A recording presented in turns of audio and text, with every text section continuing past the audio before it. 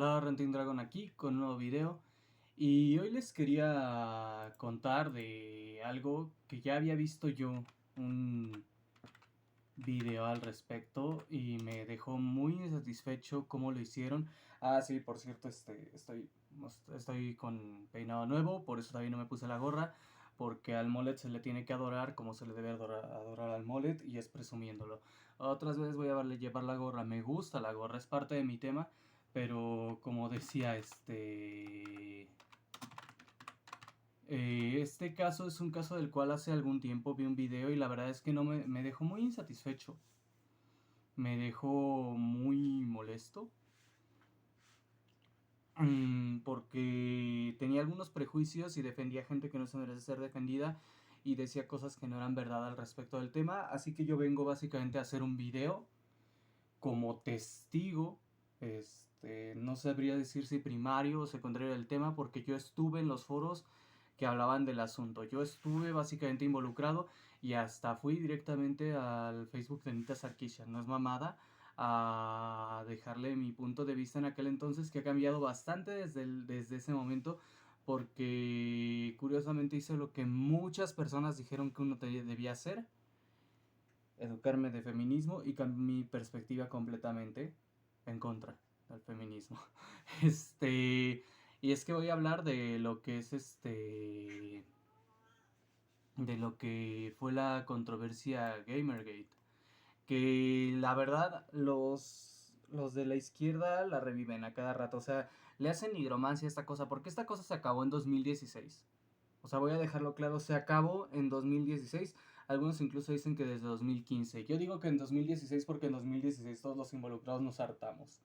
Otros dicen que en 2015. Me da igual cuando se haya acabado, pero la cosa es que ya se había acabado para cuando pero de todas formas, o sea, es más, se acabó antes de 2016 por una razón bien simple como prueba, porque culpan a la elección, a Gamergate de la elección de Donald Trump y todos éramos como, pero eso ya fue, se acabó justamente antes de, o sea, en 2016, pero a inicios de 2016 o desde mucho antes.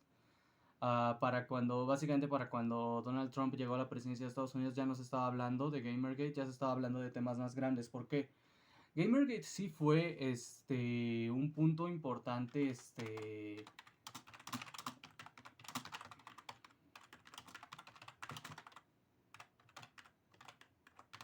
perdón, estaba buscando algunas cosas, mm, Gamergate sí fue importante, sí fue relevante, sí hizo una diferencia.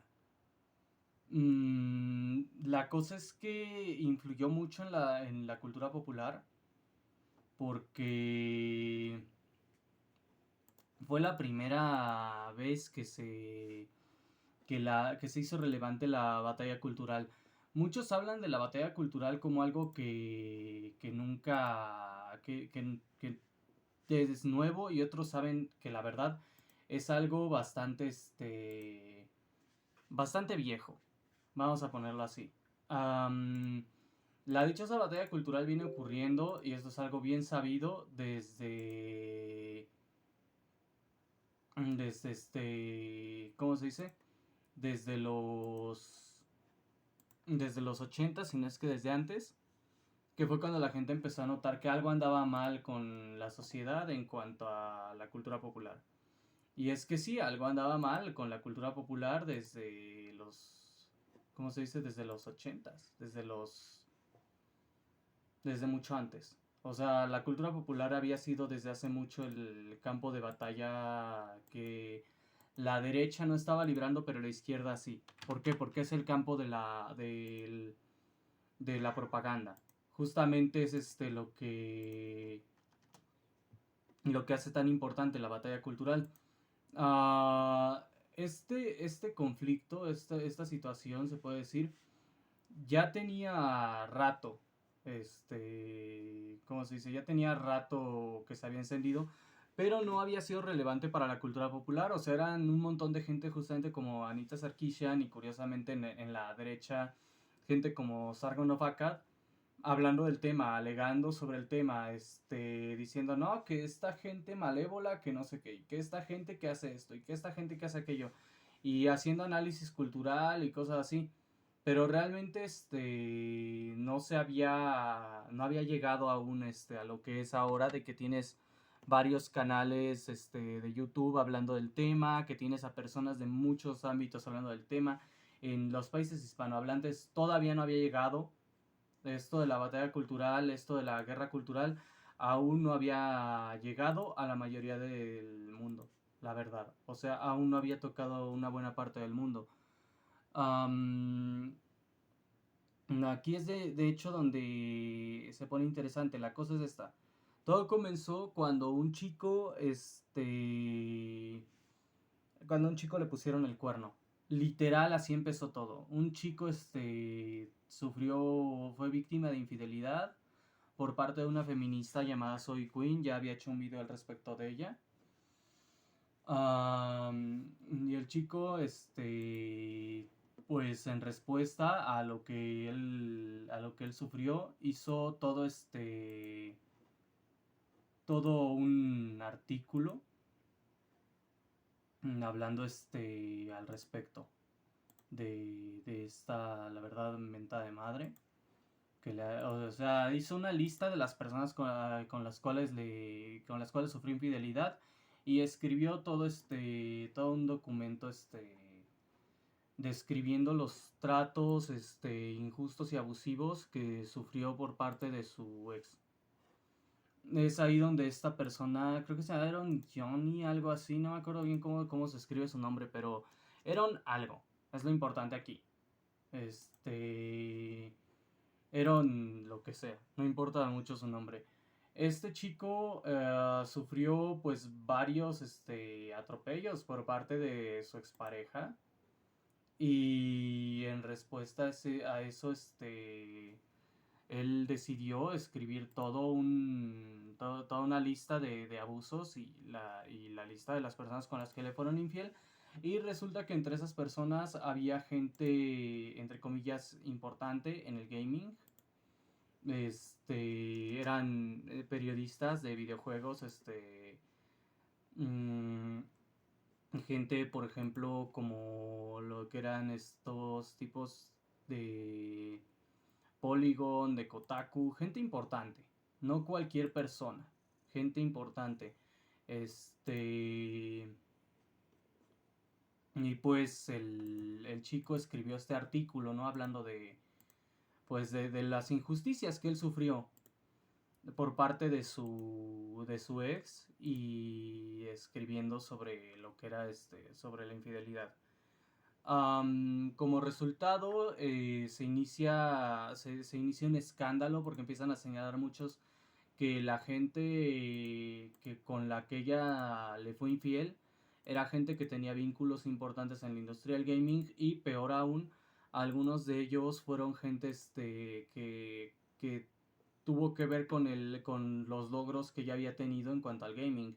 Ella había creado ni siquiera es un videojuego, es un intento de videojuego de muy mal gusto y de muy mala calidad llamado Depression Quest, que muchos hablan de que es tan malo que te va a deprimir, este, según contando como su vida de ella con depresión, ¿no? Ya saben, ¿no? Hacerse la víctima. Eron escribe este documento delatándola a ella y muchos se dan cuenta que por ejemplo las cosas ¿cómo se dice? Pues las cosas que había logrado, los premios que había recibido, los elogios que había recibido, las reseñas positivas que había recibido, tenían que ver con algunas de las personas con las que había tenido relaciones ella. O sea, se hizo el escándalo de que la gente supo que Soy Queen básicamente se acostaba por buenas reseñas para su proyecto. Y a partir de ahí se hizo todo un escándalo, el cual una celebridad, Adam Baldwin, ese fue el tweet que lo desató todo, y lo describió como el escándalo Gamergate, haciendo referencia a lo de Watergate. Ya antes había habido otros escándalos Gate, pero este fue grande, este fue grueso. La cosa es esa, esto ocurrió en 2014 y de ahí se hizo todo un reguero de pólvora porque la gente empezó a investigar cómo fue que llegó tan lejos esta persona. No, lo de Gamergate fue después. La cosa es que se hizo el escándalo Gamergate, o sea, se me olvidó el orden un poco. O sea, se hizo como la revelación, ¿no? De miren, esta persona se acuesta por reseñas. Y varios periodistas varios periodistas, ya no solo de videojuegos, sino periodistas en general, empezaron a atacar a los gamers, haciendo artículos de los gamers ya no existen, gamer ya no está de moda, ser gamer es malo, básicamente pinando a los gamers con lo peor, incluyendo artículos que revivieron la atención que recibía Anita Sarkeesian, porque en ese tiempo ella ya había pasado al olvido, la gente ya no se acordaba de ella. Y de hecho Dross, mucho antes, había hecho un video criticándola titulado Sexismo en los videojuegos o algo así, Machismo en los videojuegos, no me acuerdo el título. Pero él había hecho un video criticándola diciendo que no se le debía de prestar atención. Y la gente le estaba olvidando. Creo que hay el meme de Coco, ¿no? El de te están olvidando. Creo que sí es de Coco. Algo así. La cosa es que empezaron a hacer artículos, y yo de hecho vi varios de origen hispano, diciendo, hablando de que los gamers son sexistas, de que la palabra gamer ya no tiene ningún valor, de que el gaming ya está muerto. Y artículos justamente pintando a Anita Sarkeesian como víctima de los gamers. Ahí fue donde empieza el desmadre porque se filtró, o sea, alguien filtró, o sea, todo fue como de acción y reacción. Primero era un delata que su ex le era infiel con otras personas para conseguir reseñas positivas de su proyecto. Mientras tanto, ella también saboteó otro proyecto curiosamente, de otras feministas, un grupo que se llama, creo, Fine Young Capitalists, algo así. Porque son varias personas y todo se centra en Soy Queen hizo una chingadera y esto va escalando porque en lugar de entender que es una mala persona, se le defiende. Ella saboteó aparte a los Fine Young Capitalists, entonces se metió como en problemas.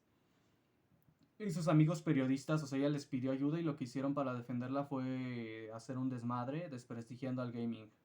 Mm, a partir de ahí es donde escala, porque de alguna manera alguien filtró, es ahí donde se vuelve Gamergate como tal, alguien filtró correos justamente de estas personas, de estos periodistas que se habían puesto de acuerdo para hacer esos artículos. Es también aquí donde muchos periodistas pierden la integridad, la imagen de integridad que tenían.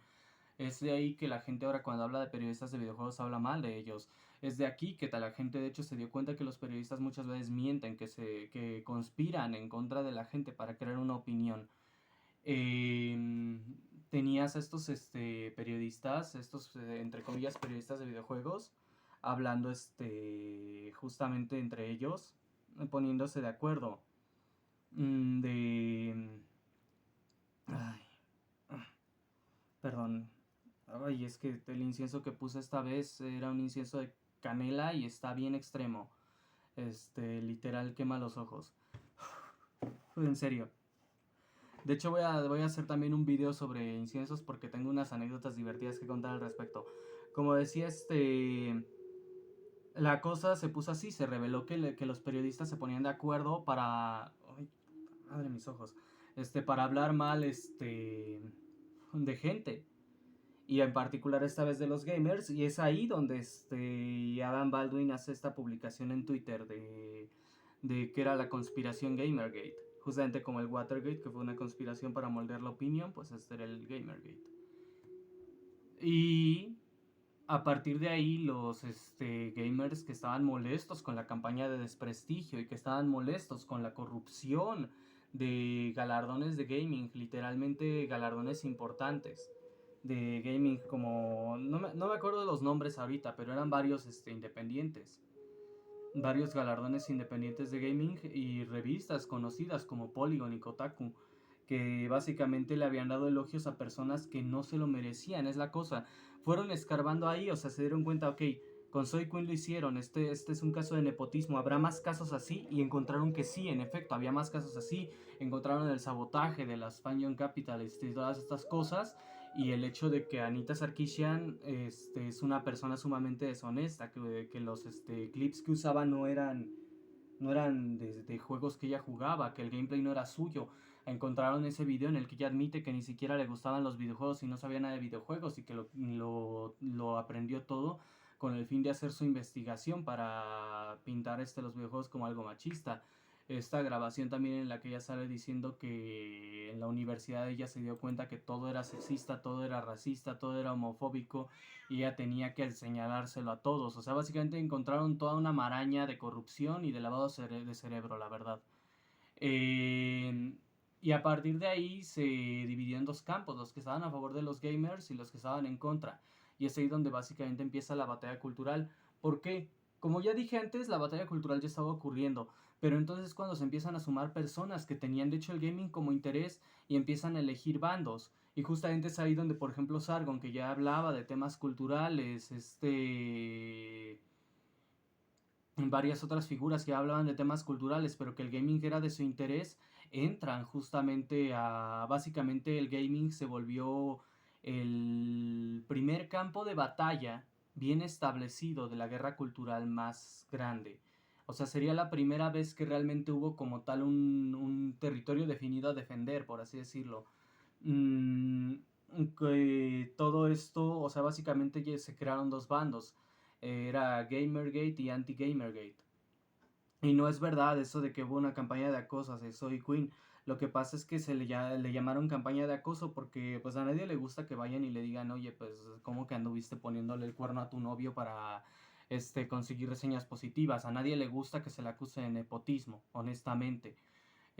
Mucho menos de un nepotismo tan asqueroso como el que ella hizo, de todavía encima de todo ser infiel.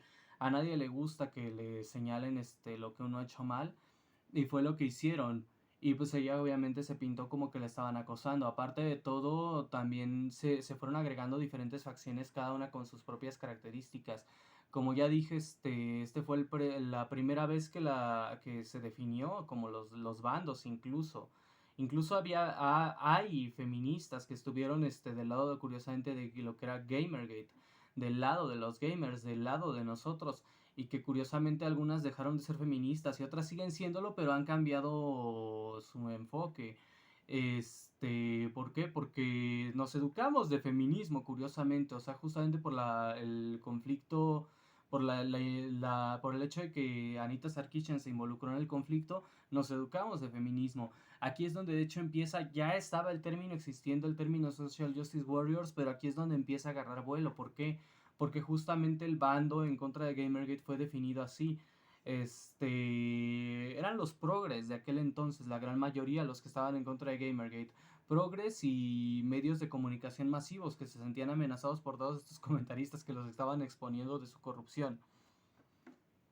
No es broma. Así fue como empezó. Para este entonces, y es importante desde mi perspectiva, porque justamente lo que quiero contar es mi experiencia como testigo, como una experiencia, como una persona que vivió todo esto, mi experiencia como alguien que tuvo influencia de esto. Para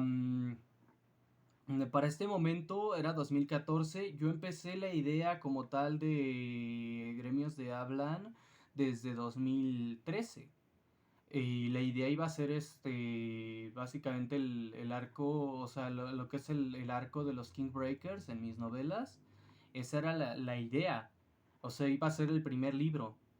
Curiosamente al final fue la primera, nada más la primera parte del primer libro. Ya tenía toda la idea de Zenith, de Ruwa, y no tenía un villano como tal principal.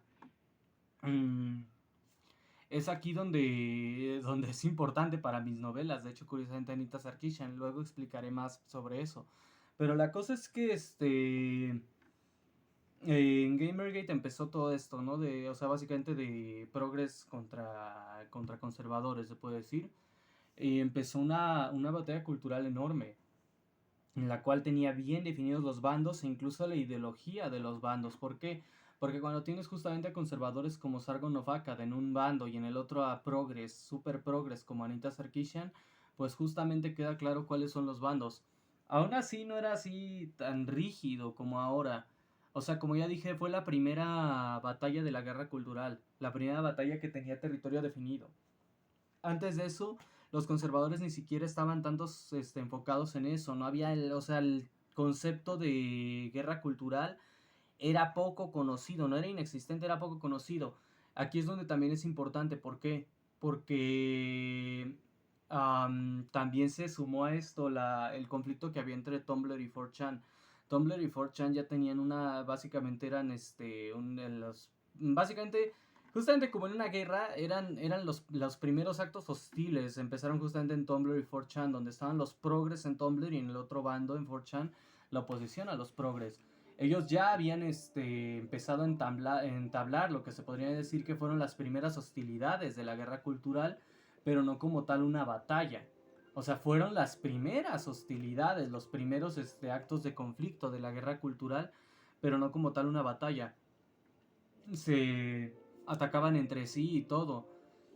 La cosa es que aquí fue donde ocurrió algo que sería la gota que derramó el vaso para los usuarios de 4chan, que fue cuando los empezaron a banear por hablar del tema de Gamergate.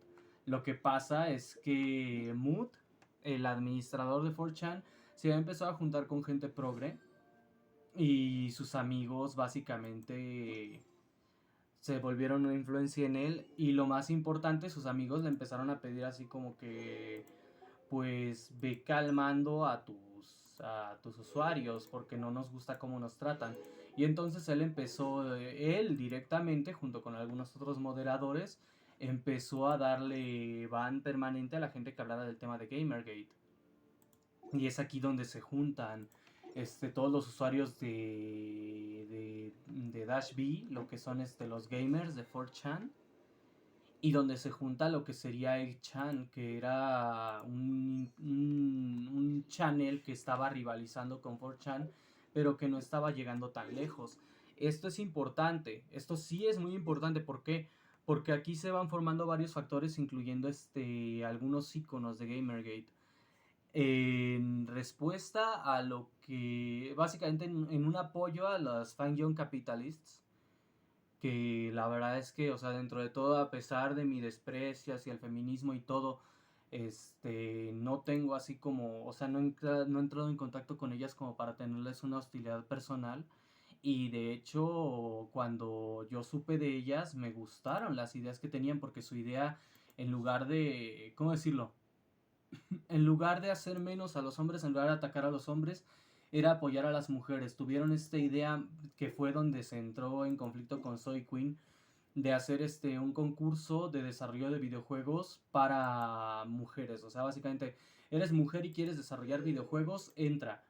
Y lo que pasa es que Zoe Queen le saboteó para que no pudieran hacer su proyecto, porque ella quería hacer un concurso igual. Es ahí donde es importante señalarlas a ellas, porque justamente ellas se volvieron parte del bando de Gamergate como resultado, porque ellas pues básicamente eran todos los afectados por Zoe Queen y por los periodistas de videojuegos corruptos, eran el bando de Gamergate. Y todos los corruptos eran el bando en contra de Gamergate. Literalmente la idea original era sobre la integridad en el mundo del gaming, en el periodismo del gaming. O sea, ese es como el primer terreno a pelear, que había esta gente corrupta. Yo ya lo he dicho antes, que la izquierda es propensa a la corrupción porque se beneficia de la corrupción para hacer propaganda. Bueno, esto es importante, esto es importantísimo para el tema, porque justamente es a partir de esa corrupción que Gamergate va tomando forma. La polémica, la controversia Gamergate empieza ahí, en que esta gente insatisfecha pues empieza a tomar bandos. Las Fine Young Capitalists entraron, ¿cómo se dice? Entraron al conflicto como respuesta al hecho de que se les empezó como tal a atacar a ellas por parte de Zoe Queen. O sea, Zoe Queen empeoró muchísimo las cosas. O sea, su interferencia fue muy dañina. Eso es algo importante señalar. Su interferencia fue muy dañina para muchos. Y estas personas afectadas por sus acciones respondieron de manera lógicamente hostil. O sea, no fueron amigables con ella para nada. Arruinó el proyecto de las Fine Young Capitalists, y eso hizo que ellas respondieran pues exponiendo el sabotaje que ella realizó. básicamente todas las personas afectadas por Zoe Quinn se involucraron de alguna u otra manera con Gamergate. Y como dije, como Zoe Quinn, esto es importante, como Zoe Quinn era una feminista de esas súper insoportables, de esas odiosas y malévolas, pues muchos de los que eran parte de la otra guerra cultural que estaba empezando pero todavía no se había vuelto algo serio, interfirieron. O sea, ella fue ahí por tomar bandos que se metieron todas estas personas. Las Fine Young Capitalists, de hecho, se salieron rápido del tema. ¿Por qué? Porque simplemente ya no se querían involucrar. O sea, tampoco fue como de, ay, no, es que cambiamos de bando, no. Simplemente que como el tema, básicamente el tema ya no era desenmascarar la corrupción de Zoe Quinn, sino que ya era la guerra cultural, ya no era un tema en el cual, y mucha gente, por eso, o sea, Gamergate se apagó por eso. Mucha gente se salió justamente cuando se fue volviendo el tema de la batalla cultural.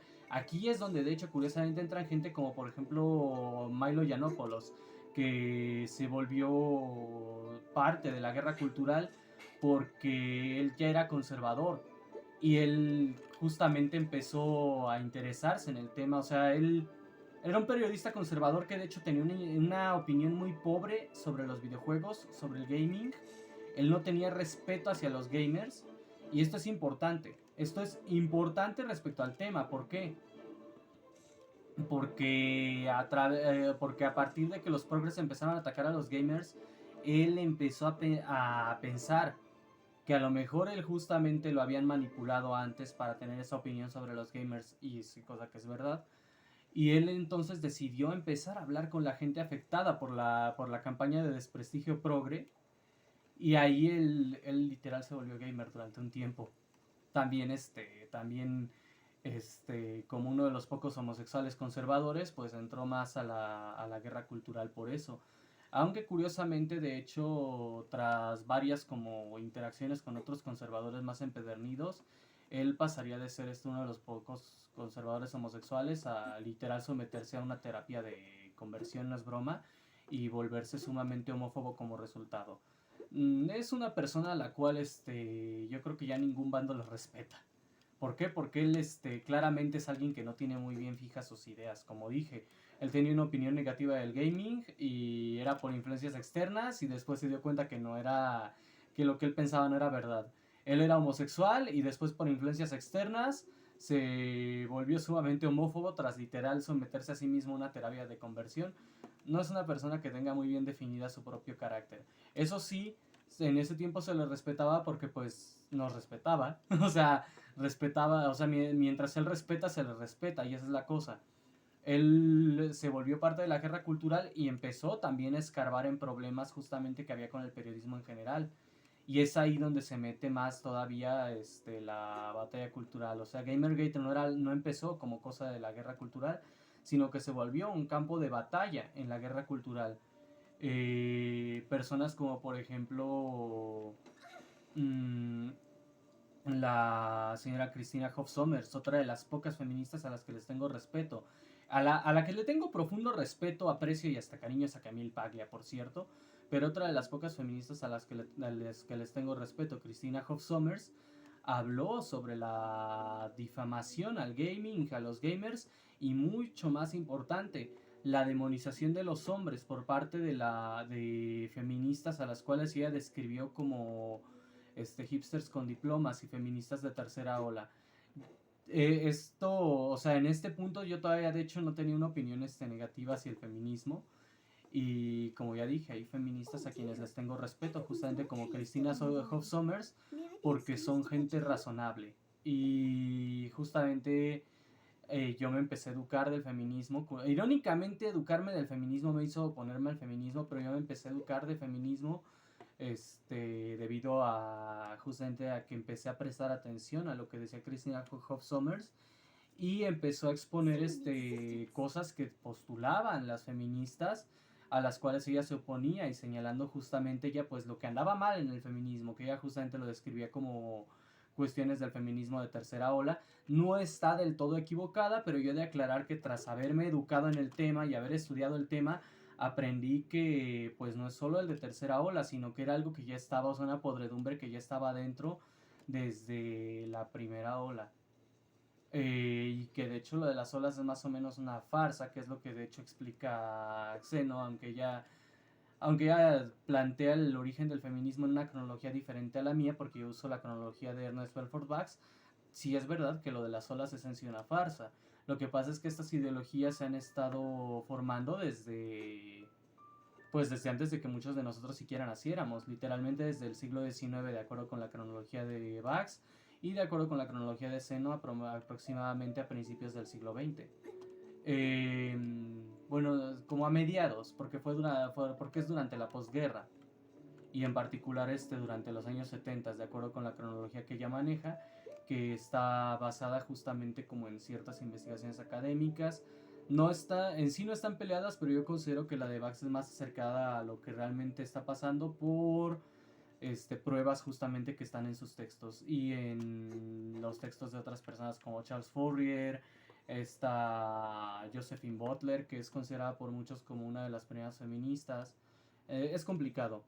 Mm, el punto está en que a partir de ahí yo me empecé a educar de feminismo literalmente, porque empecé a prestar atención a lo que decía Christina Hoff Sommers. Y ahí es donde justamente vuelve a conectar con mis novelas, porque Christina Hoff Sommers se volvió una persona que era muy crítica de Anita Sarkeesian. Y señalaba muchas de las cosas que estaban mal en los postulados de Sarkeesian.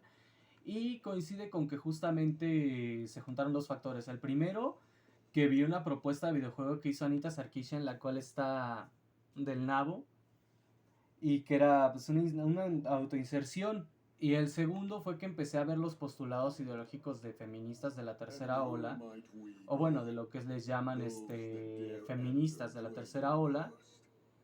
Y pues fue a partir de las críticas de Christina Hoff Sommers que llegué a la conclusión de que pues varios postulados del feminismo me parecían bastante aterradores, bastante horribles y bastante malévolos. Es ahí donde justamente decidí hacer a un antagonista inspirado en Anita Sarkeesian, que es la princesa Ana. Y es lo más político que se van a llegar a poner mis novelas. Lo que hice fue tomar todas las cosas que me parecían aborrecibles de ideologías feministas y como dije, las cosas que me parecían así totalmente de villanos, por ejemplo, apología a matar a los hombres, una feminista que planteaba la idea de, ¿cómo se llama? De matar a la población de hombres y dejaran solo al 10% para reproducirse. Una que hablaba de poner a los hombres en campos de concentración, cosas así de las cuales justamente Christina Hoff Sommers fue muy crítica. Todas estas cosas que criticaba ella, pues yo las incluí como el concepto para algunas de las actividades de los antagonistas de mis novelas, porque es que esto es de villanos, o sea, esto es malévolo.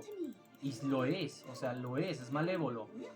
Pero la cosa es, o sea, ahí es donde conecta y termina de conectar, justamente en que mi ideología fue cambiando gracias a lo que señalaban las mismas feministas, lo que es las que se identifican como disidentes y de primera y segunda ola, que son opositoras a las ideas más radicales del feminismo, a las ideas malévolas dentro del mismo, como fue la prohibición del alcohol, como fueron todas estas cosas de quitarle derecho a los hombres.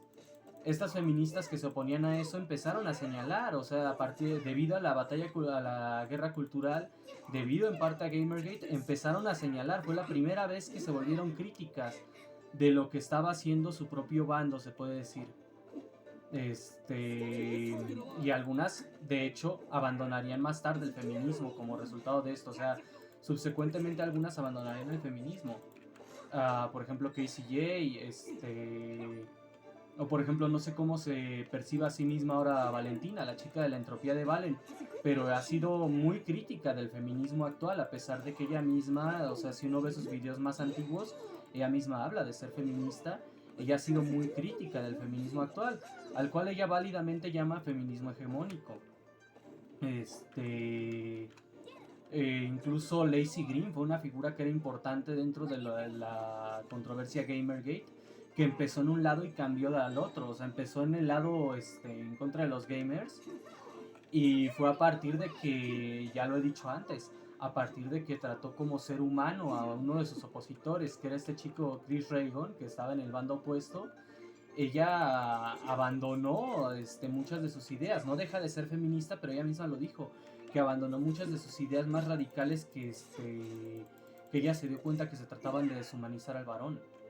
O sea, a partir de, o sea, fue Gamergate lo que inició una oleada de cambios ideológicos en muchas personas. Eso me incluye, justamente. O sea, yo antes de Gamergate había adoptado ideologías feministas muy injustas, muy radicales, y me di cuenta que pues todas esas injusticias también aplicaban, o sea, todo lo malo que veía yo en otros hombres también aplicaba a mí.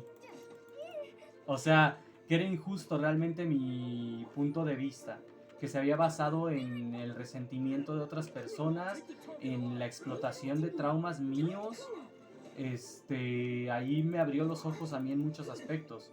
Me cambió mucho la perspectiva, el ver cómo estas personas criticaban todo eso, el ver cómo señalaban las injusticias que habían pasado durante mucho tiempo desapercibidas. Como dije, me fui educando más sobre feminismo y me volví en contra del feminismo. De hecho, no solo me fui educando más, sino que digamos que aprendí algunas cosas que yo no sabía. Como ya dije, leyendo a Ernest Belfort Bax, aprendí los vínculos entre el feminismo y cambios en las leyes que beneficiaban a las mujeres a expensas de los hombres. Cambios, por ejemplo, en las leyes de divorcio, cambios en las leyes, de edades de consentimiento, cambios en las leyes del trabajo, cambios en leyes de voto que, si bien no, al principio no parece que dañaran a los hombres o que fueran a expensas de los hombres, en realidad son expensas tanto de hombres como mujeres, porque lo que hicieron fue buscar a mujeres poco educadas y darles el voto para explotarlas como votantes. Cambios laborales que explotaban a las mujeres, porque las mujeres ya eran parte de la fuerza de trabajo. Mm, este ¿Cómo se dice? Como decía, perdón, es que me distraje un poco con esto. Leyes que explotaban a los hombres y a las mujeres, y él justamente lo describe así en The Fraud of Feminism y The Legal Subjection of Men. Todo esto fue producto justamente de interactuar con la gente de Gamergate, que me llevó a educarme más sobre feminismo. Mm, eh, a partir de ahí yo empecé a ver las cosas muy distinto, a plantearme y preguntarme qué era verdad y qué no. Empecé a encontrar mucha evidencia de que muchas de las ideologías que uno tiene actualmente están basadas en mentiras, están basadas en lo que nos dicen los medios y que los medios nos mienten. Todos estos cuestionamientos me llevaron a explorar la posibilidad de que en efecto las cosas no son como nos lo dicen, y que pues han culpado a personas inocentes de males que no han cometido. Muy específicamente porque a mí me tocó. Porque de hecho ya desde antes me había tocado, que a mí se me había acusado falsamente de un delito que no cometí, de robo, y de otros crímenes más ridículos y vergonzosos que hasta van en contra de lo que es mi esencia. O para ser más específico, sí, me siento cómodo de contarlo, ya que estamos hablando de eso, porque también es crucial para entender mi oposición al feminismo. Me acusaron de haberle jalado la bolsa a una anciana, no es broma, una señora ya bastante mayor que yo, y de haberle dado una nalgada. Yo soy el güey de las lolis, yo soy el güey que habla de que las chicas de 15 deben de seguir siendo legales y que abiertamente le gustan las mujeres más jóvenes que a él. ¿Tengo cara de que yo fuera a querer agarrar a una anciana? O sea, ya mi indignación es mucha, porque incluso está fuera de personaje con lo que soy yo. La cosa es que yo ya desde antes había sido víctima de acusaciones falsas. Y yo pensaba que era porque yo era, ya saben, ¿no? La víctima. Y no, lo que me di cuenta es que era porque las acusaciones falsas son una forma de joderle la vida a los hombres muy fácilmente, sin enfrentar después consecuencias. ¿A qué me refiero? A que a partir justamente de todo el problema de Gamergate también me enteré de que las acusaciones falsas eran algo relativamente común en algunos casos, en algunos lugares. Por ejemplo, aprendí mucho de las injusticias que ocurrían, por ejemplo, en la India, que al parecer en la India tienen un problema curioso que yo se lo he dicho a mi hermana cuando hablaba con ella sobre el tema, porque pues ya no hablamos del tema de la India específicamente, pero le dije, es que tiene una curiosa combinación en la cual pareciera que el odio reina, porque tienen a hombres sumamente machistas, y ahí sí, sumamente machistas, sumamente sexistas y hasta a veces misóginos, y feministas, que odian a los hombres, en un mismo país y con influencia política los dos bandos. Justamente es lo que le decía, que tienen un caso curioso en el cual se demuestra que el feminismo y el machismo no son opuestos ni enemigos, sino que hacen sinergia. Así se lo explicaba a mi hermana justamente, que la India demuestra que el feminismo y el machismo no están en oposición, no son enemigos, sino que lo que pasa es que hacen sinergia. Y sí, o sea, y así lo veo yo en la actualidad. De hecho, después voy a hablar más al respecto porque justamente con casos más recientes lo puedo decir. El feminismo ha fomentado la misoginia. El feminismo y el machismo, el feminismo y la misoginia hacen sinergia, se necesitan mutuamente. Cosa que de hecho el mismo Sargon of Akkad ha hablado en un par de ocasiones, que las feministas necesitan que haya machismo, las feministas necesitan que haya misoginia, porque con esos maltratos a las mujeres ellas tienen una justificación para su movimiento, ellas tienen una justificación para sus causas, ellas tienen una explicación para todo. Ellas tienen un recurso con el cual culpar a los hombres de todo. Gracias a estos, o sea, el feminismo necesita que haya hombres malos para poder decir que todos los hombres son malos. No es joda, no es broma. El feminismo necesita que haya casos de abuso hacia las mujeres para que así puedan decir es que no es, para que así puedan decir no, es que no es porque ellos sean unos psicópatas, no es porque ellos sean criminales, es porque son, como lo han dicho, hijos sanos del patriarcado. O sea, literalmente el feminismo necesita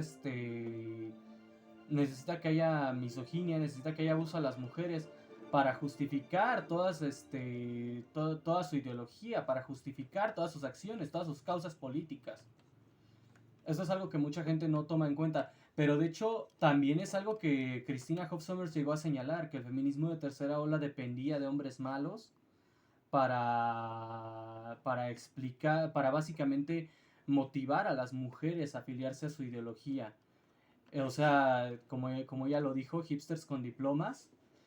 Ella señalaba mucho también eso, que el feminismo de tercera ola, bueno, ella lo llama de tercera ola, yo lo llamo feminismo porque como ya dije, estudié, me eduqué sobre feminismo y descubrí gracias a Ernest Belfort Bax que el feminismo así funciona, que no es porque hay la tercera ola, es el feminismo, es su naturaleza. El feminismo depende de este tipo de cosas, depende de este tipo de resentimientos, de este tipo de odio, de este tipo de sufrimiento para poder justificar su existencia. El feminismo necesita que tanto hombres como mujeres estén peleados y crean que el otro es el enemigo. Porque si no, o sea, si no, no tiene forma de validarse. Christina Hoff Sommers, como ya dije antes, ella lo señala como algo de la tercera ola. Y sí, si tomamos en cuenta que incluso entre las feministas hay división, eso también es algo que aprendí. De hecho, fue lo primero que me hizo ponerme al feminismo, porque me di cuenta que el feminismo no es, que justamente como señala Valen, es el feminismo hegemónico y otros feminismos. Hay muchísimas ideologías feministas. De hecho, importante aquí señalar justamente la ideología del feminismo disidente, que es una con la cual yo no estoy en contra, porque no se opone a la existencia de los hombres, no busca hacerle daño a los hombres. ¿Qué es lo que le caracteriza como disidente? El feminismo hegemónico es el enemigo. Así hay que dejarlo bien claro. El enemigo es la ideología del feminismo hegemónico. Ese que te dice que es culpa de todo de los hombres, ese que te dice que los hombres son todos peligrosos, que son todos potenciales femicidas, a menos que sean feministas. Ese que básicamente actúa de manera sectaria. Fue a partir justamente de Gamergate que muchos hombres empezaron a investigar sobre feminismo, porque ni ellos sabían qué estaba pasando. Y por eso hay tantos hombres que se oponen al feminismo, justamente porque es el subproducto de eso. Aparte, como ya dije, 4chan se unió, o sea, lo que fue la subcultura de 4chan se unió a la batalla cultural y ellos, o sea, la gente de los channels que se basan en la irreverencia, se basan en ofender, pues ellos ya estaban en oposición al feminismo justamente por su misma naturaleza irreverente. Ellos se oponían al feminismo porque el feminismo promovía la censura. Entonces ya había, o sea, el conflicto estaba ya desde antes, se podría decir que empezado, y era el momento perfecto para que explotara todo. Y eso fue lo que pasó. Los rencores, los conflictos previos, las fricciones previas explotaron en lo que se puede decir que fue en una sola polémica. Y se formaron bandos, como ya dije, o sea, fue la primera vez que había bandos bien definidos. De esto que hubo de resultados, en realidad, no mucho. La guerra cultural continúa. Las personas que éramos parte de uno de los dos bandos, nos pasamos a diferentes cosas. Algunos nos pasamos a nuestros proyectos personales, otros se pasaron, como por ejemplo yo con mis novelas, otros se pasaron a batallas más grandes dentro de la misma guerra cultural. Por ejemplo, Sargon of Akkad literal hasta se metió en la política. O sea, literal él trató de ser él trató de entrar en la política de Inglaterra, lo cual de hecho le salió bastante mal y lo hizo convertirse en un meme porque justamente fue el chiste de que era alguien tan insufrible para todas las ideologías políticas él, que hizo que un partido entero se hundiera nada más por asociarse con él. Y no es del todo falso. Lo que pasa es que Sargon, pues es muy contrario incluso o sea, incluso entre los conservadores, él llega a ser muy contrario ideológicamente al conservador promedio, lo cual hizo que en efecto, el partido donde él entró lo empezara a rechazar. Y pues cuando te rechaza el partido político en el que tú tratas de entrar a la política, pues crea fricción dentro del partido y dividió al partido. O sea, Sargon sí dividió al partido, eso no es un chiste. Tampoco fue tan grave como lo plantean, pero la cosa es que al final el mismo Sargon se acabó saliendo. O sea, al final él mismo acabó abandonando eso, pero él iba con todas las ganas de ser primer ministro. O sea, creo que su nombre de pila es Carl Benjamin. Iba con el plan de ser el primer ministro Carl Benjamin y hubiera sido una mamada. A mí sí me hubiera gustado verlo como primer ministro de Inglaterra. ¿Por qué? Porque el güey es justamente uno de estos como, ¿cómo decirlo? Semiliberal conservador de derecha. O sea, es de derecha, sí es conservador, él mismo lo dice, pero a la vez es bastante más liberal que otros conservadores. Entonces, era básicamente centro derecha a todo lo que da. Y en Inglaterra básicamente tienes muy polarizado eso, pero no tanto como en Estados Unidos, pero sí tienes ahí les llaman progresistas, no liberales. Justamente él es liberal en el sentido inglés de la palabra y no en el sentido gringo, pero por lo mismo es como conservador, pero no tan conservador y para nada de izquierda, pero aún así bastante liberal. Entonces, como él es justamente un liberal inglés, hubiera sido una mamada tenerlo de primer ministro. Y si hubiera sido, yo estoy seguro, mejor primer ministro que Boris Johnson. Boris Johnson está pendejo. Y la que estaba Theresa May era una arpía, la verdad. O sea, hubiera sido mejor primer ministro que ellos dos. Pero bueno, no se le hizo. Como dije, Gamergate se acabó. Gamergate terminó. ¿Por qué? Porque lo que pasa es que en sí el Gamergate nunca fue. En el sentido de que empezó la polémica por la cuestión del periodismo en los videojuegos y todo, y se formaron bandos, pero básicamente las personas en los dos bandos estaban muy enfocadas en lo que se puede decir que es su propio conflicto. O sea, tenías, por ejemplo, en ambos bandos tenías figuras prominentes. Por ejemplo, Sargon of Akkad, quien era el prominente de la derecha, se puede decir, de Gamergate, de los conservadores. O sea, era prominente de varios bandos. Y él, pues, al final, ¿qué fue lo que pasó? Se pasó a enfocar más en la política que en la parte cultural.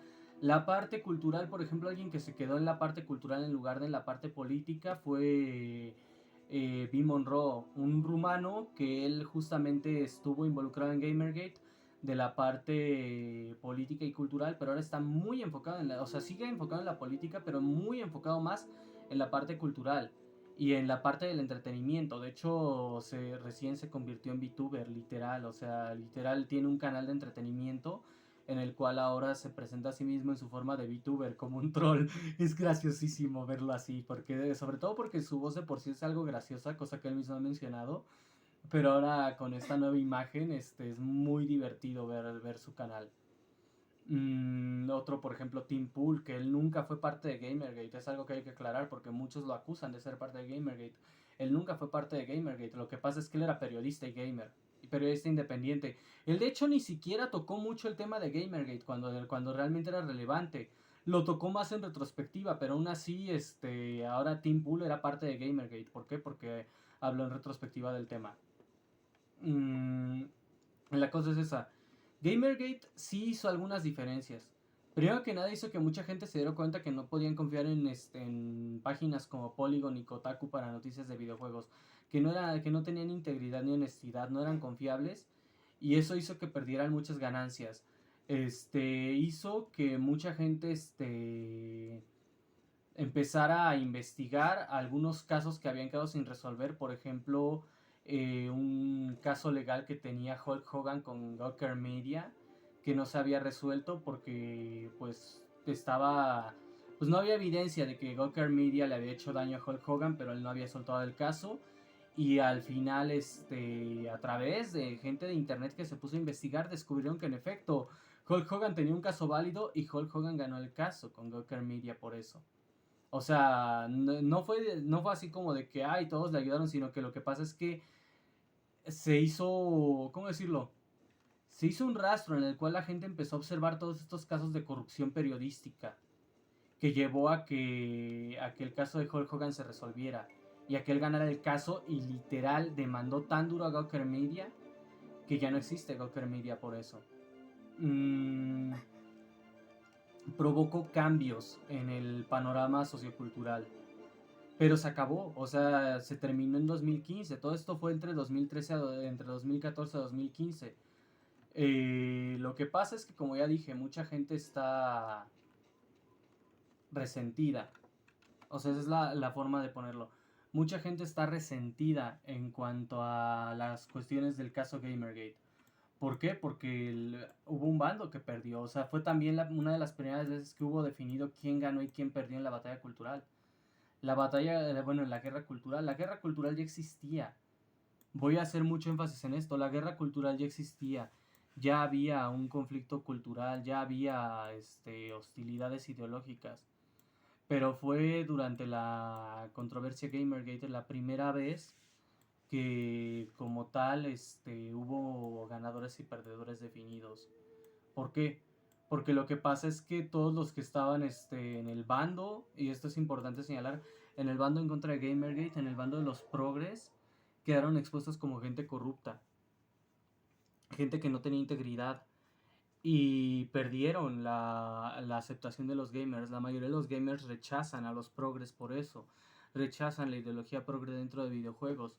¿Por qué? Porque básicamente se dieron cuenta de todas las estupideces que decía esta gente y tuvieron básicamente bajas. Este bando tuvo bajas, no bajas de muertos. De hecho, el bando que tuvo bajas de muertos fue gente inocente que no estaba involucrada en la guerra cultural, pero que estaba involucrada, que eran amigos. Pues sí, sí fue su bando técnicamente que tuvo bajas, pero porque ellos los mataron. Lo que pasa es que un amigo de Zoe Queen se suicidó cuando ella le levantó una falsa acusación de crímenes sexuales. Pero como tal, o sea, como tal, pues ningún bando, eso pasó después de Gamergate, así que ningún bando tuvo bajas biológicamente, pero espiritualmente, moralmente sí tuvieron bajas. ¿Por qué? Porque, pues, por ejemplo, cacharon, por ejemplo, a una persona dentro del lado en oposición a Gamergate. Que lo que pasa es que justamente Zoe Queen lo que hizo fue meter a sus amigotes. O sea, era una bronca entre Zoe Queen y su ex, la cual por ella meter a sus amigotes se hizo toda una guerra cultural. Bueno, la primera batalla registrada de la guerra cultural. Todo porque ella se le ocurrió meter a sus amigotes en el conflicto con su ex. fue un conflicto de parejas, eso sí es una realidad, fue un conflicto de parejas que escaló a la primera batalla de la guerra cultural. Y escaló a que yo hiciera en Steel and Flame uno de los antagonistas, inspirado en Anita Sarkeesian y con ideas, básicamente tomando las ideas más nocivas del feminismo e implementándolas como lo que pasaría si un régimen totalitario las llevara a cabo. Este, porque son ideas feas, o sea, esto de matar al 90% de los hombres y dejar al 10% nada más para reproducción, esto de hacer campos de concentración para hombres, este, debido a lo feas que me parecían estas ideologías, dije, pues es que puedes hacer un villano con esto, o sea, puedes hacer, esto es un manual de instrucciones para hacer un régimen tiránico. Y fue lo que hice, tomar el diseño de un personaje de Anita Sarkeesian, o sea, un personaje que ella creó, tomar un poco de inspiración en su diseño y hacerla justamente la mala del cuento. Y Ruga le ponen la madre. Estoy muy orgulloso de eso. Es lo más político que pienso que se vayan a poner mis trabajos. Nunca más va a ser tan político. Yo mismo me he dado la tarea de hacerlo cada vez menos político todo. Es lo más político que se van a poner, pero justamente, o sea, fue, por ejemplo, de mi lado, esa fue la influencia que tuvo en mí. Pero, por ejemplo, del lado de los opositores, este, hubo un caso, por ejemplo, de una tal Brianna Wu, que fue una persona justamente, ¿no? Del bando de los amigotes de Soy Queen. Recordemos que aquí básicamente eran los amigotes de Soy Queen contra el gaming. Incluyendo a Anita Sarkeesian. Todas estas personas son amigos, esa es la cosa, fue una bronca de nepotismo en origen. Brianna Wu fue alguien que durante la controversia Gamergate acusó a los involucrados y literalmente les echó hasta el FBI encima, de cosas como lo siguiente: amenazas de homicidio, sabotaje, vandalismo. Los acusó de dar malas reseñas a su videojuego porque es un videojuego. O sea, durante el camino, o sea, en el camino de lo que terminaba Gamergate, hizo un videojuego el cual fue bastante malo, el cual la gente que lo jugó, incluso sin tener ningún prejuicio en su contra, dicen es que es injugable, es que está mal hecho, es que está mal escrito, es visualmente feo. Se llama, si mal no recuerdo, Revolution 60, creo que se llama. Este videojuego que fue bastante malo. mm, este Ella fue a su propia página de Steam y ella, es que la cosa es que todo esto lo hizo ella. Ella era quien se mandaba las amenazas, ella era quien se mandaba los insultos, ella, o sea, la campaña presunta de acoso hacia Brianna Wu fue todo perpetrado por Brianna Wu. ¿Cómo? Pues como ya decía antes, se mandaba a ella cartas con amenazas, se mandaba a ella insultos, se mandaba a ella correos basura. Y es algo bien pinche vergonzoso, la verdad. O sea, yo lo voy a decir, yo creo que sentiría vergüenza de ser Brianna Wu, si me lo preguntan a mí. ¿Por qué? Porque todo esto, o sea, y todavía lo hace hasta la fecha, de hacer estupideces así, de ir y buscar bronca. Y es súper progre, porque de hecho algo que no he mencionado, o sea, la describo como mujer, pero en realidad es un hombre. O sea, biológicamente es un hombre, y un hombre de carácter horrible. Se le corrió de muchos lugares por lo horrible que era. La cosa es que envió al FBI a que investigara las amenazas que se envió a sí misma. Y justamente cuando se hizo la investigación, pues resultó, miren, no hay ninguna prueba. Aparte de todo, encontramos que el remitente de algunos de estos correos, con amenazas, el remitente es usted. No es broma, le hizo perder tiempo al FBI. Este,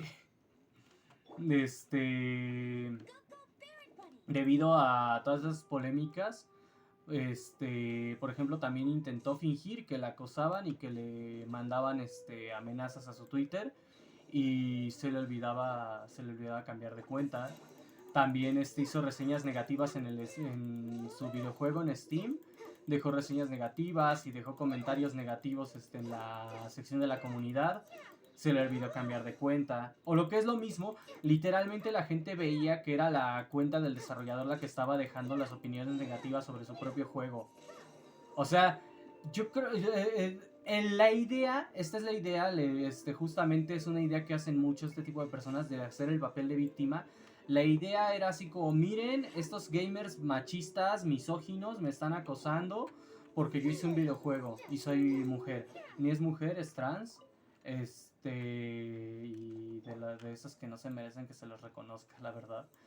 Y aparte de todo, pues el acoso se lo perpetraba a sí misma, o sea, esa es la cosa. Brianna Gu se perpetraba a sí misma el acoso. Anita Sarkeesian parte del acoso se lo perpetraba a sí misma y parte era falsificado, amplificado o de alguna u otra manera no precisamente acoso, sino que era crítica. O sea, era por ejemplo que le decías, es que te equivocas, es acoso. Entonces, debido a todas estas cosas, esta gente pues también recibía muchísimo rechazo.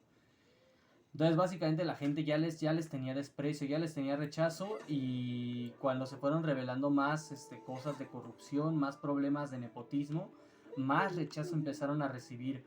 La gente ya detestaba todo lo que representaban estas personas ideológicamente. Y la campaña Gamergate fue nada más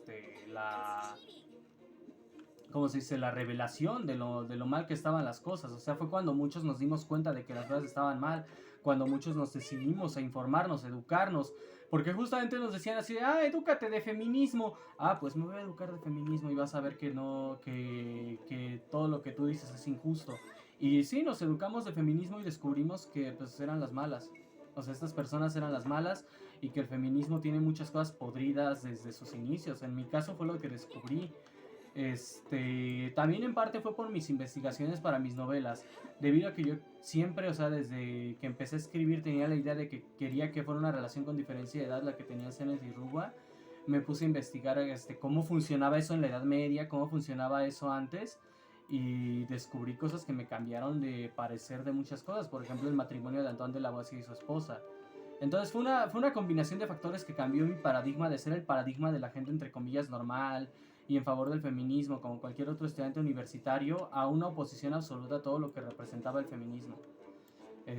Descubrí que básicamente la mitad de los problemas de la sociedad vienen del feminismo y la otra mitad vienen del marxismo y que en general todos los problemas de la sociedad derivan de ideologías basadas en la ideología de Jean-Jacques Rousseau. Más tarde les hablaré de eso porque también es muy interesante, o sea, ahorita lo estoy así como todo tocando superficialmente, pero es muy interesante cuando uno se adentra en lo que eran las ideologías de Rousseau y que dices, este güey era un imbécil y el daño que han causado. Más tarde hablaré de eso. Rousseau era una persona bastante nociva. Ya me extendió bastante, así que ya estoy queriendo como terminarlo también, pero es que hay mucho que decir porque básicamente Gamergate fue, como ya dije, una bronca de un tipo y su ex por una infidelidad que fue revelando una maraña de conspiraciones, literal conspiraciones, dentro del periodismo. Dentro del periodismo, hay que señalar, dentro del periodismo, una maraña de conspiraciones, de corrupción tan turbio, todo tan asqueroso que desató la primera batalla de la guerra cultural. Porque la gente justamente empezó a hablar de esto, ¿no? Pues es que miren, este tipo de gente tiene esta ideología y hace esto. Y empezó a hacerse la discusión. Y como ya dije, personas como Brianna Gu, por ejemplo, que falsificaron campañas de acoso. O sea, decían, no, es que me están acosando. Y cuando hicieron la investigación los del FBI encontraron que no hubo ningún acoso evidente. Lo que sí hubo, y esto es algo importante señalar, fue que varias personas de la comunidad Gamergate quisieron hacer una reunión y alguien dio una amenaza de bomba y el FBI la investigó y ahí sí se consideró que la amenaza era creíble. O sea, el FBI de hecho investigó el caso, investigó todo lo relacionado con Gamergate y lo que encontraron era que eran los opositores, todos estos progres, todos estos justicieros sociales, todos estos social justice warriors, como les quieras llamar, los que eran los verdaderos violentos. O sea, eso hace una diferencia tremenda, porque hasta ese momento la idea era como, la derecha violenta que reprime, y en realidad la izquierda, los violentos que reprimen. O sea, al final se reveló eso, que en realidad era la izquierda la que estaba haciendo todas esas cosas de la que acusaba a la derecha.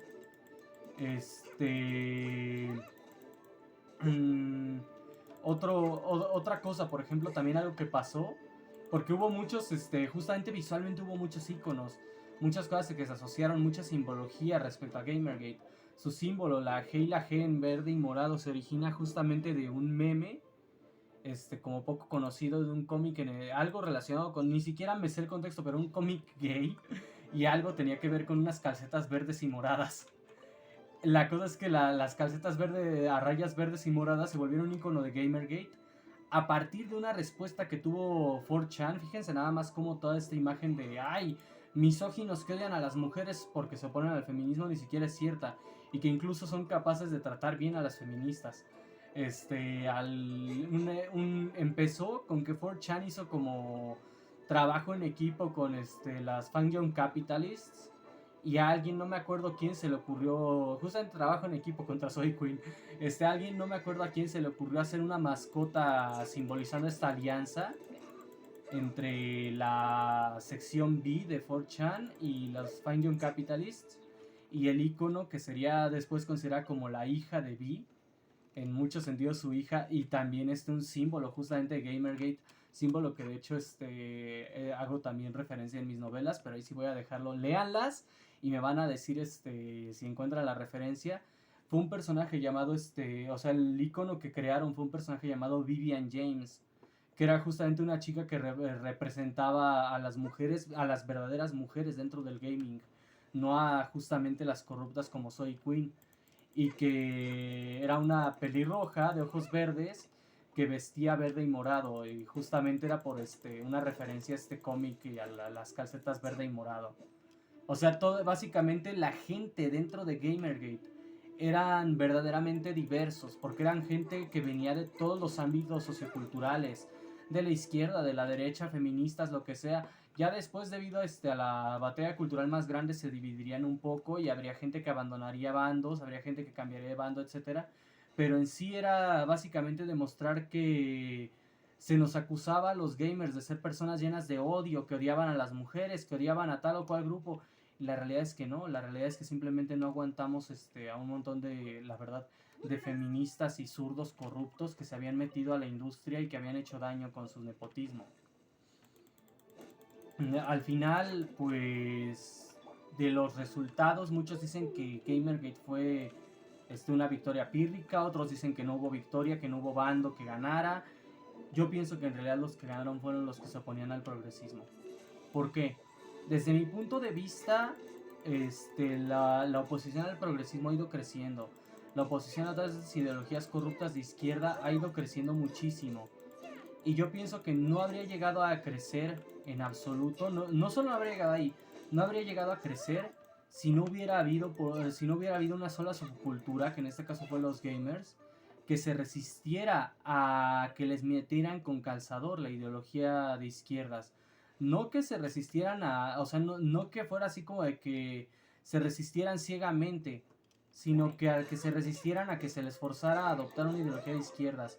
Fue la primera vez que alguien dijo, no vas a meter tu ideología en mi juego, no vas a meter tu ideología en mi proyecto, no vas a forzarme a opinar como tú. Eso yo creo que fue lo más importante de la controversia Gamergate. Fue la primera vez que un grupo de personas dijeron, no vas a obligarme a pensar como tú. No voy a dejarlo más, o sea, no voy a decir así como, fue una victoria para la derecha o fue una victoria para... No, fue la primera vez que las personas, que un grupo de personas decidió dentro de mucho tiempo, no es la primera vez en la historia, pero es la primera vez en la historia posmoderna, la primera vez en la guerra cultural actual, que alguien dijo, no vas a obligarme a pensar como tú. O sea, así de simple. Fue la primera vez que la gente se resistió con fuerza. Que la gente dijo, no vas a hacer que yo piense como tú, no voy a adoptar tu ideología, no voy a ser como tú. Porque no, y ya, no me vas a obligar. Si quieres que yo piense como tú, vas a tener... Que también de ahí salió justamente todo esto del basado, el based. Se popularizó por eso, porque se usaba mucho. Por ejemplo, a Christina Hoff Sommers le llamaban Based Mom o la mamá basada, porque justamente fue algo que se le apreció de ella, que ella no te llegaba así como a tú vas a pensar como yo, sino que te exponía sus puntos de vista y los fundamentos de ellos, y es justamente esa es la verdadera esencia del concepto de basado, que es, si yo expreso una opinión, la que sea, te doy fundamentos para expresarla, no la voy a expresar así en blanco, no la voy a expresar vacío, no la voy a expresar así de vas a opinar como yo porque lo digo yo. Justamente esa es la verdadera esencia del concepto del basado, es tener fundamentos para lo que dices, Y justamente era una de las frases, porque una frase que usó Anita Sarkeesian fue listen and believe, escuchar y creer, el yo sí te creo. Y en respuesta, la frase que usaban los de Gamergate, y la usaban y la aplicaban incluso en sus actividades, era trust but verify, confía pero verifica. Que el concepto era el siguiente: si a ti te dicen algo, no vayas a pensar inmediatamente, no vayas en plan de yo sí te creo, ve en plan de dame más información, dame evidencia, dame fundamentos. Si tú me vas a decir algo, no es como que te vaya a tratar de que no te creo en absoluto, pero a mí me das pruebas si quieres que realmente te crea, porque primero que nada no te conozco, y si te conozco a lo mejor y si voy a confiar en ti porque te conozco, porque ya sé quién eres, porque ya sé qué haces, pero voy a pedirte pruebas de todas formas porque puede que me estés mintiendo. Justamente era la frase trust but verify, confía pero verifica, que justamente era en respuesta a listen and believe, escuchar y creer, al yo sí te creo. O sea, la ideología de Gamergate era justamente en conflicto con lo que manejaba el feminismo hegemónico, con lo que maneja el feminismo hegemónico, porque era yo te voy a creer si tú me das pruebas. Y yo voy a confiar en que estás hablándome con honestidad, pero te voy a pedir pruebas por si acaso, por si me mientes, por si te equivocas. A lo mejor no me mientes, pero te puedes equivocar, la gente se puede equivocar. Y es uno de los centros argumentales incluso que yo uso. Cada que yo les digo algo, ¿qué es lo que les digo? No se queden con lo que yo les estoy diciendo. O sea, sí, yo lo digo como algo que considero verdad, yo les hablo con honestidad, pero puede que yo me esté equivocando, puede que alguien me haya mentido, puede que yo sea un imbécil. Y no, yo no voy a decir que yo esté mintiendo porque yo no hablo con, o sea, yo no hablo con la intención de mentir. Pero puede que me esté equivocando, puede que yo esté mal informado, así que no me crean así ciegamente. Todo lo que yo les digo, investiguenlo ustedes. Todo lo que yo les digo, busquen ustedes las pruebas, si yo no se las doy. ¿Por qué? Porque a veces soy muy flojo y no les voy a dar las pruebas. O a veces no me acuerdo de dónde lo leí y no tengo forma de darles las fuentes. Entonces ustedes investiguen también, no se queden nada más con lo que yo les digo, porque yo podría estar equivocado, porque yo podría estar muy, muy equivocado, porque mi ignorancia podría ser el punto en el cual alguien se aprovechó y me desinformó. Entonces no se queden nada más con lo que les digo, confíen pero verifiquen. Y ese fue el lema, justa, fue una de las cosas ideológicas dentro de la ideología de la gente que estaba en el bando de Gamergate. Yo te voy a hablar con la verdad, pero no tienes que creerme ciegamente. Tienes que investigar tú también. Cambió el paradigma social. Bueno, eso es todo por hoy. Randy no se despide y que tengan un excelente día.